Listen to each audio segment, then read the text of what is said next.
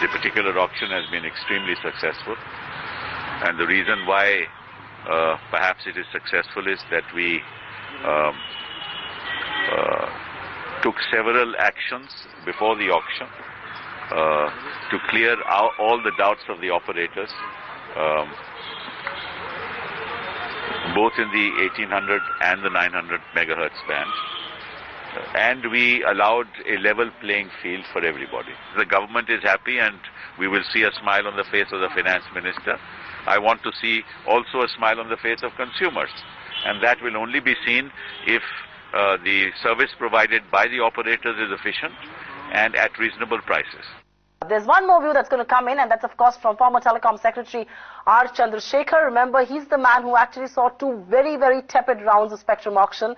And so it isn't surprising when he asserts that it is the competition for the 2G auction that intensified because licenses of many incumbent operators were expiring, and those circles were seeing competition from new entrants. I think there's only one circle, perhaps Delhi, in where it has crossed 2. Otherwise, in most of the cases, it's about 1.7 or so is the maximum.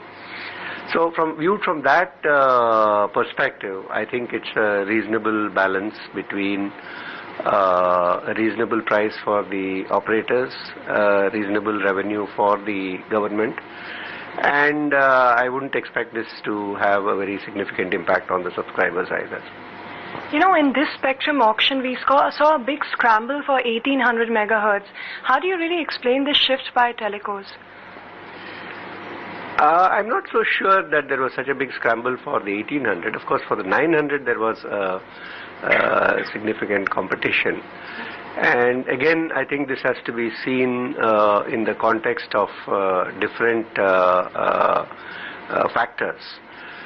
In the case of Delhi, Mumbai and Kolkata, licenses were expiring after the completion of that period, and therefore while renewing the licenses, there was also a need for those companies which wanted to remain in the business to win back the spectrum, and there was a little bit of competition from new entrants as well.